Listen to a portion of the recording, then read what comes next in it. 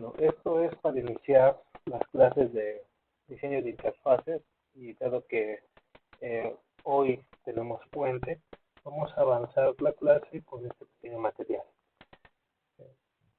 El HCI es la interacción humano-computadora. Es una disciplina que se puede ver como multidisciplinario e interdisciplinario. Reúne conocimientos de disciplinas como la psicología, la ciencia de la computación, la sociología, etcétera. Vamos a ver más adelante, pues, qué órganos de conocimiento se encuentran involucrados en el HCI. Esto surgió a principios de los años 80, inicialmente como una especialidad de la ciencia de la computación, y se expandió rápido a través de otras disciplinas, incorporando diversos enfoques. Uno de dichos enfoques que, que parece que se pone por obviedad es el de los factores humanos, el comportamiento de los humanos y cómo se desenvuelven con la tecnología y cómo hacen uso de la tecnología.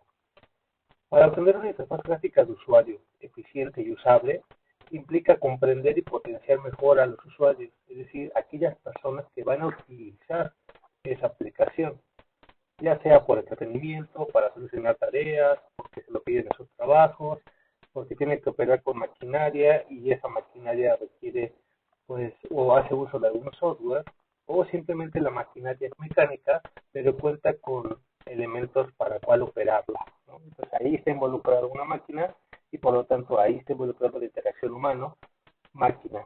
Y la interacción humana-computadora se extiende de estos conocimientos o estas áreas de conocimiento.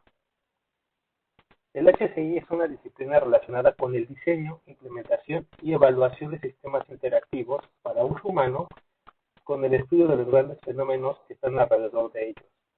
El contexto de uso, es decir, cómo lo están utilizando, en qué contexto, en qué entorno, en qué época, con qué tecnologías. Y entonces, a través de este contexto que vamos formando, podemos empezar a determinar eh, cómo interactúan estos usuarios con con estos sistemas. Los sistemas han venido evolucionando gracias a que la tecnología ha evolucionado. Entonces, como ha evolucionado, cómo se ha comportado su interacción, cómo se han generado estos nuevos contextos. El contexto sigue siendo el mismo cuando inició eh, los primeros computadores, que eran enormes casas que ocupaban salas enormes para poder mantener a los procesadores. Ahora que lo podemos cargar en nuestro dispositivo móvil, ahora que una licuadora, un horno, es un horno compacto de microondas, ya viene con circuitería y con algunas eh, pues sentencias grabadas para ejecutar eh, ciertos fenómenos. Una lavadora y una secadora ya viene con diferentes cosas programadas para lavar cierto tipo de ropa, para secar cierto tipo de ropa y mantener sus ciclos y ahorrar sobre todo energía eléctrica, pero el agua. Entonces, esos elementos ya vienen con sus computadoras incluidas. Entonces, el contexto ha cambiado a cuando inició la, los grandes computadoras. El HCI juega un papel importante en el desarrollo de esos sistemas computacionales. Tenemos al humano, por un lado, tenemos al sistema, y entonces en este entorno que se envuelve tenemos el contexto de uso. ¿Bajo qué contexto vamos a determinar estos usuarios, estos sistemas y estas interacciones? Entonces, cuando hablemos de la interacción, tenemos que conocer el contexto de uso. ¿Bajo qué contexto? El HCI, como comentábamos, es multidisciplinar. Encontramos a áreas de conocimiento como la psicología cognitiva, la psicología social y organizativa, la ergonomía y los factores humanos, la ingeniería, el diseño, la antropología, la sociología, la filosofía, la lingüística, la inteligencia artificial, las ciencias de la computación. Nosotros abordaremos estas áreas desde las áreas técnicas como las ciencias de la computación, la ingeniería, que es el perfil en el cual nos estamos formando, se están formando. Pero conocer de las demás áreas de conocimiento y cómo involucrarnos es esencial para poder hablar de HCI. Como son muchas áreas de conocimiento, muchos campos de la ciencia involucrados, es complicado que una sola persona maneje, domine estas áreas. Por lo tanto, se requiere convivir y colaborar con pues los especialistas en cada una de esas áreas para llegar a estudios y hacer investigaciones de calidad para el HCI. HCI, como comentamos, es multidisciplinar, pero podemos ver estas áreas de conocimiento con este diagrama de Venn, en donde se interceptan quién contiene a quién es más grande en estas áreas de conocimiento, y pues podemos ver a la experiencia de usuario, al diseño de la experiencia de usuario, en un círculo rojo, y por ahí vemos interacción humano-computadora. Entonces, la interacción humano-computadora toca está el diseño de la interacción y está rodeado de factores humanos, está cerca del diseño visual, está cerca del contenido que se va a presentar, bueno, y contiene el diseño industrial también de este lado, la arquitectura de la información, la arquitectura en sí, patrones sobre todo, el diseño del sonido, no se puede dejar ahí a un lado, y prácticamente a esto que está aquí son las áreas de conocimiento en las que se está tocando al HCI, la interacción humano-computadora, y el diseño de interfaces, la experiencia de usuario, el diseño de interacción. Por el perfil que manejamos del área de TI, considero que es un buen ingreso a esta área de conocimiento. Es decir, llegar a la experiencia de usuario desde el diseño de la interacción y del HCI es un camino directo y desde mi punto de vista el más interesante abordar desde nuestra formación de ciencias de la computación, ingeniería, informática. El estar estudiando cómo van a interactuar los usuarios con la tecnología, con nuestros sistemas, es una buena entrada para, para trabajar. Bueno, ¿qué aporta la ciencia de la computación? Bueno, proporciona conocimientos sobre la capacidad de la tecnología y de las ideas sobre este potencial que se puede o que debería de ser aprovechado. Y con ellos pues, podemos involucrar ya la inteligencia artificial, así como desarrollar bueno, está generando técnicas en el diseño, en el desarrollo y en el mantenimiento del software. Y también tenemos principios y guías de diseño que nos permiten generar interfaces de calidad. Por parte de la psicología cognitiva, tenemos que abordar el comportamiento humano y el proceso mental que genera. Vamos a ver más adelante a qué se refiere con este proceso mental. La psicología social y organizativa, bueno, tiene una influencia en las estructuras sociales y organizativas en las prácticas laborales. Si desarrollamos software, las personas no necesariamente son las mismas que lo desarrollan y la mayoría de las veces no lo son. Entonces tenemos que revisar esas estructuras organizacionales, ver cómo lo realiza la persona operativa, es decir, cómo está solucionando la chamba, y entonces analizar la forma en la que podemos mejorar este proceso y no caer en la palabra innovación. Innovar siempre. No, se ha abusado mucho sobre la innovación. Una innovación proviene casi siempre, o la mayoría de las veces, de avances tecnológicos. Cuando la tecnología avanza, ya sea en tecnologías de software o en tecnologías de hardware, empieza a generar nuevas formas en las que se podría optimizar, eficientar los procesos. Entonces podríamos estar innovando, pero y si esa innovación no está ayudando a los usuarios, posiblemente lo que estamos haciendo es generarles más problemas que soluciones. Entonces ya no es una solución, ya es un problema, y entonces tendremos que analizar si realmente hicimos un bien. Recordemos que la computación, las ciencias de la computación se programan, se hacen scripts, se hacen instrucciones para que las ejecuten máquinas. Pero esas máquinas no tienen el fin en sí mismas, el fin es en ayudar y apoyar a la humanidad.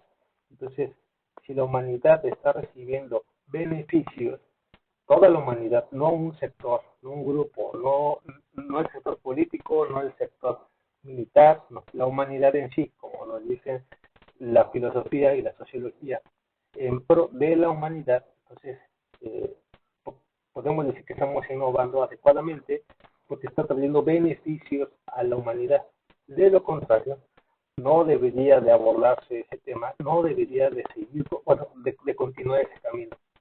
Entonces, se tiene que analizar no solamente la parte técnica, sino que se debe de involucrar a las áreas sociales para este estudio y esta determinación.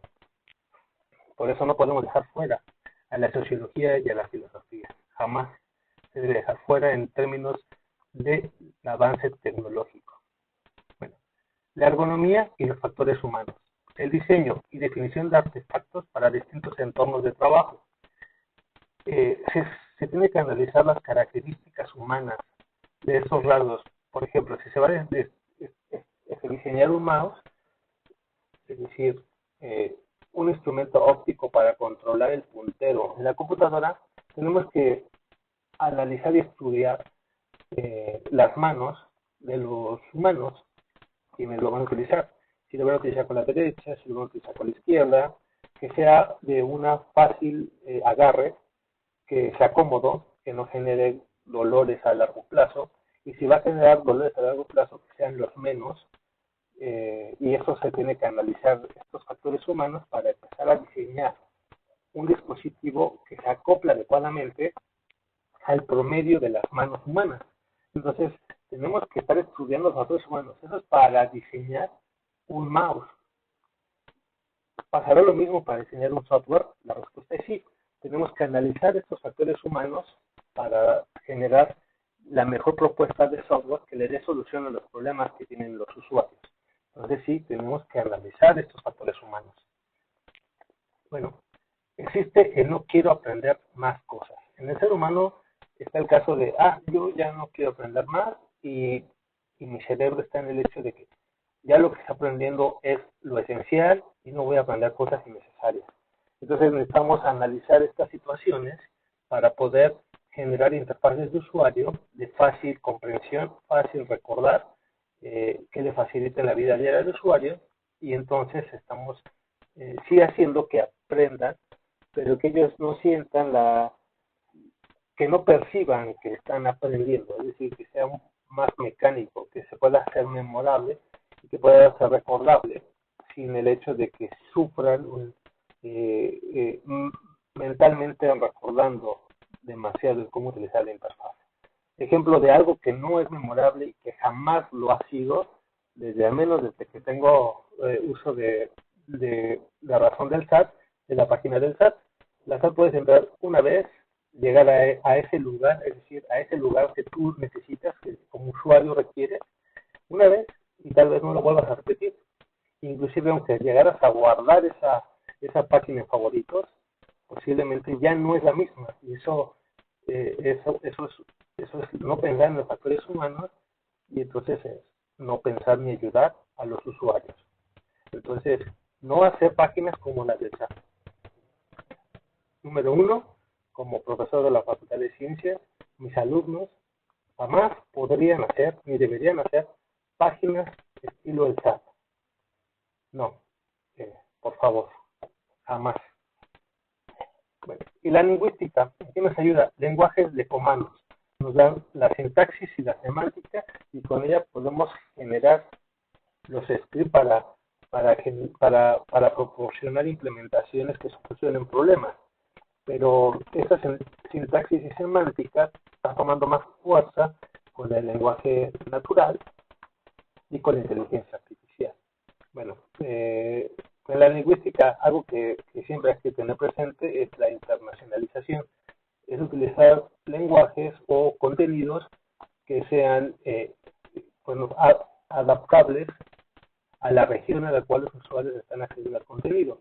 Si la región es local, a nivel estado, nivel ciudad, nivel país, se contiene a ese nivel, pero si ya va a acceder a otras culturas, a otros países, a otros continentes, se tiene que hacer un análisis de qué colores se emplearían, qué idiomas se emplearía, qué tecnicismos se emplearía, qué tipografía se emplearía, qué estructuras qué estructuras de patrones se implementaría, también considerando porque en el occidente leemos de izquierda a derecha, de arriba a abajo. En otros continentes, en nuestras culturas se lee del final al inicio y de abajo hacia arriba o de izquierda, de derecha a izquierda. Entonces las páginas cambian y se tendrían que adaptar, o las aplicaciones cambian y se tendrían que adaptar a estas circunstancias. Bueno, ¿qué objetivos tiene el HCI? Una interfaz de usuario natural, intuitiva, que sea eficiente, robusta y configurable, que pueda reducir el espacio entre los modelos mentales humanos, esto es, la forma en la que los usuarios están visualizando los problemas que tienen, así como, bueno, y que generen la forma en que las computadoras pueden llevar a cabo dichas tareas. Entonces, un usuario piensa A, o sea, mentalmente se está imaginando A, que sea esa maraña en el cerebro, todo eso que se puede estar imaginando el usuario, toda esa nube es A. Entonces, el equipo de desarrollo, el equipo de diseño, analiza ese A que le está contando el usuario, así como el A que se está imaginando el diseñador al ver el contexto, al ver el organigrama, al ver el problema. También está analizando A, está preguntándole a los que tienen el problema A, y entonces se está formando una idea de lo que es A. Pero ahí también está involucrado el contexto, el organigrama, etcétera, etcétera, etcétera. Todo eso está involucrado ahí, se analiza, pero nunca vamos a llegar a A. No somos la misma persona.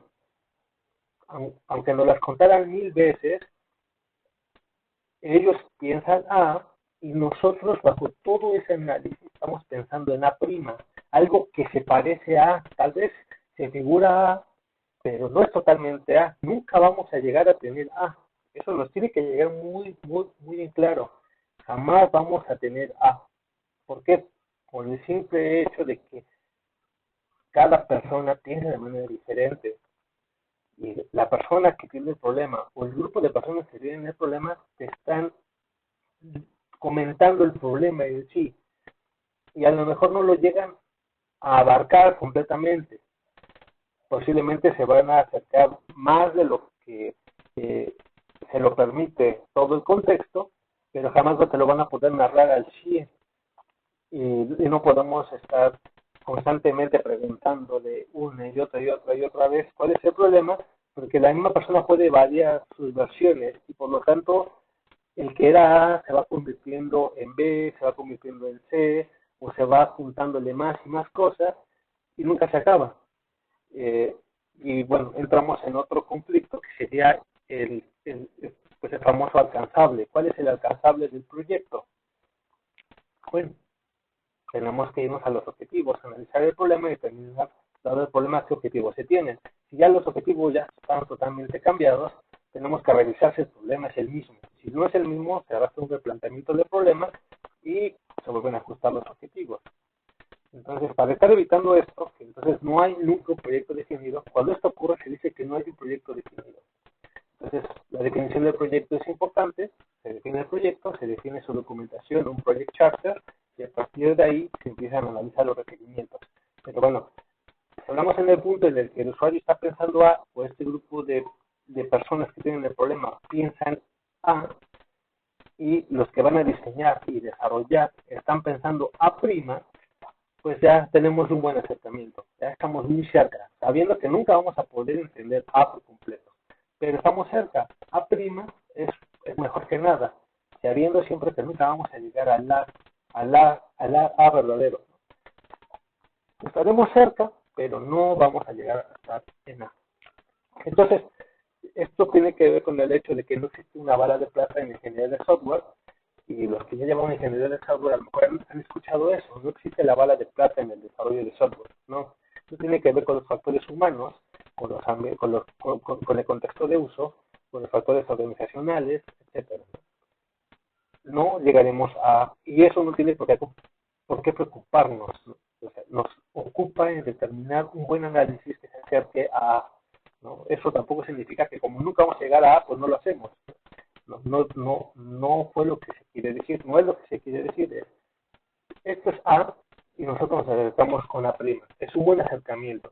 Es un buen acercamiento, va a depender de varios factores. Entre más experto sea el que levanta requerimientos de software, entre más experto sea el equipo es más cercano que esa A' tienda a cero, ¿no?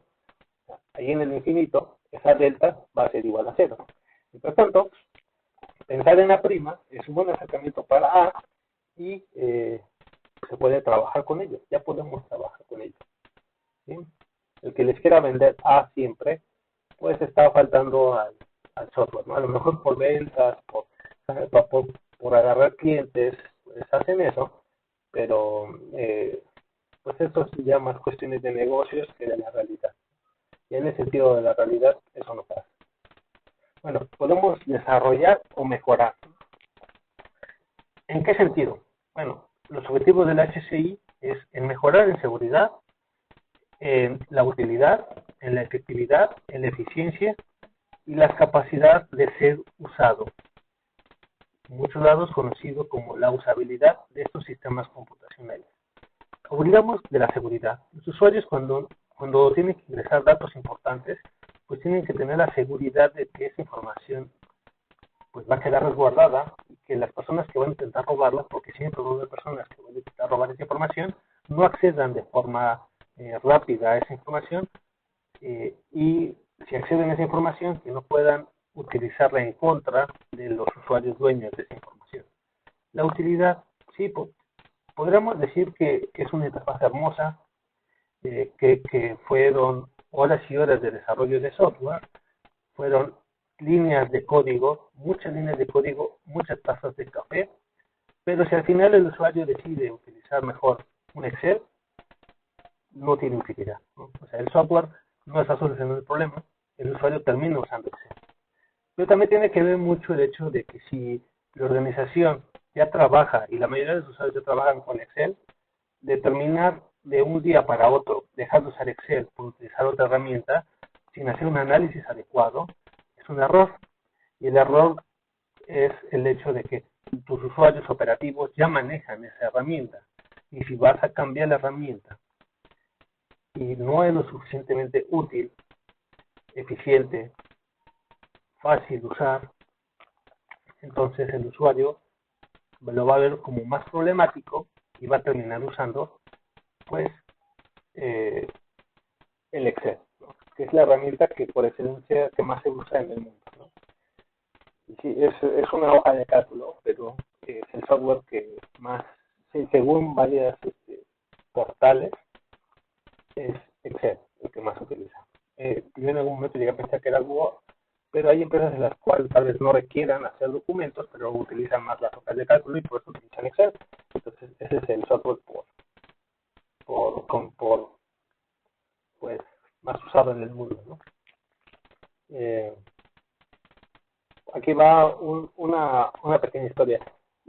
Durante un tiempo estuve trabajando para el sector salud y específicamente para cáncer de mama. Entonces estábamos haciendo software o tratar de hacer software para apoyar hacia el cáncer de mama, específicamente manejo de citas para quimioterapia.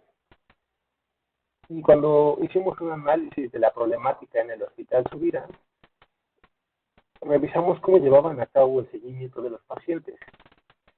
Y ahí fue como nos dimos cuenta, y pues hay que quemar a los que se deben quemar, que no hay una comunicación entre la área técnica, que serían de TI, con los altos mandos. Pues el alto mando de la dirección del instituto. Entonces, los altos mandos decían que se estaba pagando unas licencias ECOS, es un software de tipo telemedicina, pues, para llevar gestión médica, que aquí lo trae el grupo de Carlos Slim, y en su versión que estaba usando en ese hospital era ECOS 3, esta era la versión 3, ya estamos por la versión 4 o 5, mal no recuerdo, y la obligación era, por parte de los altos mandos, que se usara ECOS para toda la gestión de los pacientes, porque ya se estaba pagando, o sea, y se tenía que hacer uso de esa herramienta. Entonces se le obligó al grupo médico que utilizara ECOS. Y la revisión pues de experiencia del usuario y de usabilidad que como equipo hicimos a ese software, pues llegamos a la conclusión de que es un software poco útil para los médicos. Un software lento y además difícil, con una interfaz de usuario difícil para acceder a los anteriores registros médicos de un paciente y para agregar nuevos registros médicos de un paciente. Era horrible, o sea, era algo que abriendo un Word solucionas todo y empiezas a teclear el informe médico sobre ese paciente y lo vas guardando, se volvía un proceso de más de una hora el poder llegar a esa ventana y poder llenar un nuevo registro médico. Entonces, lo que los médicos hacen, y me imagino que siguen haciendo, es que abren su Word y van llenando toda la información de los pacientes que van teniendo durante el día y lo salvan. Y cuando van a irse a comer, abren ecos, porque ya se los pidió la alta gerencia, y así tiene que ser, y tienen que plasmar esos registros en ese software. Bueno, eso que están haciendo es replicar funciones y es quitarle el tiempo al médico. Tiempo que el médico está utilizando en su hora de comida, o cuando viene en el metro, o cuando va de regreso, o ya en la noche, con tantas cosas que tiene que hacer un médico, cuyo objetivo es mantener la salud de los usuarios y de los pacientes, pues se lo estamos obligando a que pierda el tiempo en eso. Eso es un software no útil. Otra cosa, no hacer, mis alumnos no deben hacer jamás un software así. Jamás.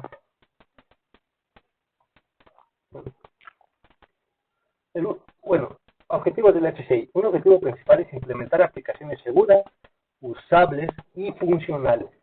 Estos objetivos se centran en los servicios que proporcionan la aplicación de sistemas, la rapidez con que pueden realizar o concretar las tareas y garantizar que los usuarios tengan cierto agrado por esa aplicación. Así, que puedan regresar a usarlo con gusto. Cuando se presenta el trabajo, pues el gusto se da en el hecho de que puede completar la actividad satisfactoriamente. Eso ya es un grado de agrado muy alto. Bueno, para conseguir una buena usabilidad, los especialistas en HCI se deben esforzar en comprender los factores humanos, los factores ambientales, el contexto de uso, que determinan cómo la gente trabaja y está utilizando de forma efectiva las computadoras y los dispositivos para realizar a cabo estas tareas.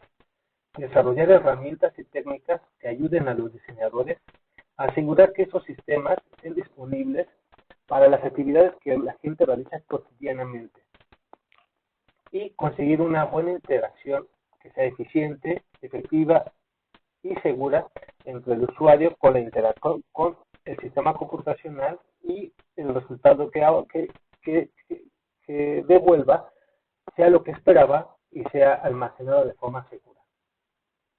Bueno, estos factores humanos son factores organizativos, factores del entorno, factores de salud, factores sobre el usuario, factores de confort, la interfaz de usuario, las tareas que tiene que realizar, las restricciones con las que se cuentan, las funcionalidades del sistema, los factores de productividad. Hay más, pero estos son los principales que se abordan, bueno, que se deberían de abordar. Estos factores ya están descritos en otro video y hasta aquí vamos a dejar este.